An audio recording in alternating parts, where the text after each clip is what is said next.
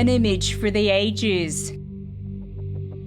A moment seized by the ultimate showman, a reality TV star who became president. Remarkable nonetheless, because seconds before, Donald Trump came very close to death. Take a look at what happened.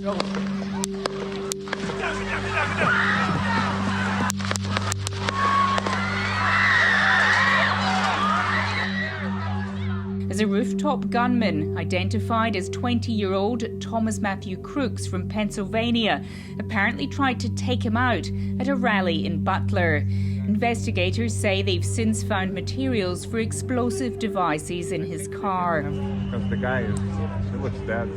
Within a second, agents were piling on top of the president, in spite of the fact that, he has a very strong will and was standing up and so on.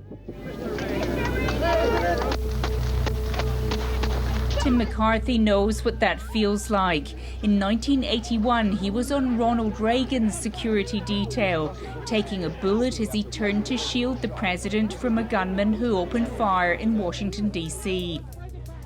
The response by the agents assigned to former President Trump appears to me to be almost textbook. But the questions are going to be asked why that building wasn't totally secured. Now, it was outside of what you might call the perimeter, but there is no perimeter, to be perfectly honest with you, when it comes to protection. Call it what you want. That was it was a high ground and it wasn't covered. One witness said he alerted the police to a gunman on the roof of a building about 120 meters from the stage. We were pointing at him for the Secret Service, who were looking at us from the top of the barn. They were looking at us the whole time when we were standing by that tree. Could there have been a way to move that podium to a different location that might have provided more cover? There's a professional tension between staff and security too. Staff wants maximum exposure, wants to press the flesh, wants to be seen, and Secret Service would like to keep him in the armored car and let him speak from a loudspeaker.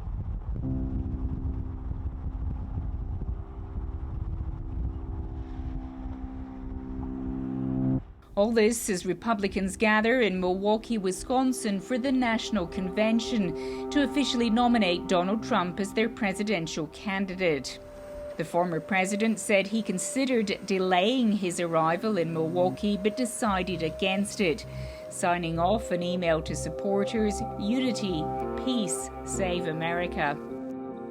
He knows that this is a time, one, to be quiet because Joe Biden was stumbling.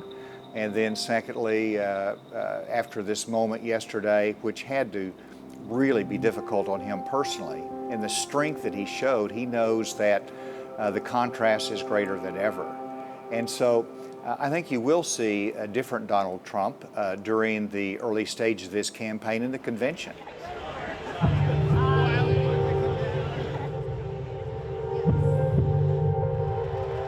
Before the shooting, all the attention was on Joe Biden fighting for his political life after his dismal debate performance. I'm the nominee of the Democratic Party, the only Democrat or Republican who has beaten Donald Trump ever. And I'm going to beat him again. I know him. Donald Trump is a loser. For the moment, Joe Biden has set aside that kind of rhetoric, the campaign pausing attack ads, and the president appealing for calm. There's no place in America for this kind of violence, for any violence ever. Period. No exceptions. We can't allow this violence to be normalized. The political record in this country has gotten very heated. It's time to cool it down. But while Biden and Trump have stressed unity, some Republicans have leveled blame at the Democrats. Ohio Senator and potential VP candidate J.D. Vance said this was not an isolated incident, claiming the Biden campaign paints Trump as an authoritarian fascist, and that led directly to this attempted assassination. Former Arkansas Governor Asa Hutchinson has been a vocal critic of Trump and MAGA republicanism. I do think it'll be a more somber tone. I think that Donald Trump will be greeted as a welcoming hero, sort of like a soldier coming back from a heroic battle. But if the Republican side uses it as an opportunity to develop theories that this was somehow motivated by the left, or that they really try to divide based upon it, then obviously it'd be short-lived.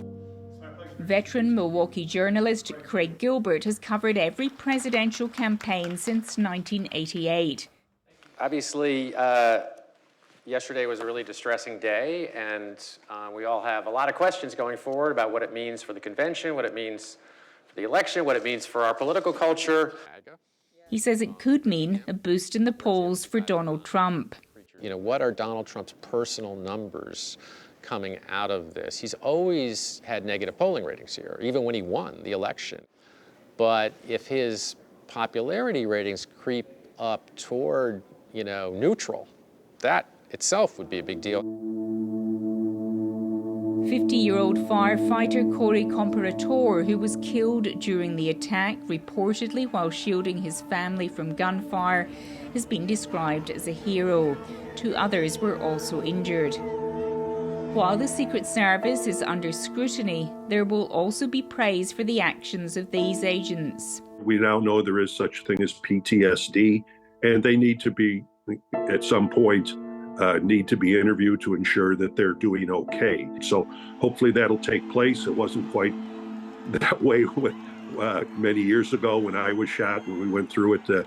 They really didn't have much in that regard.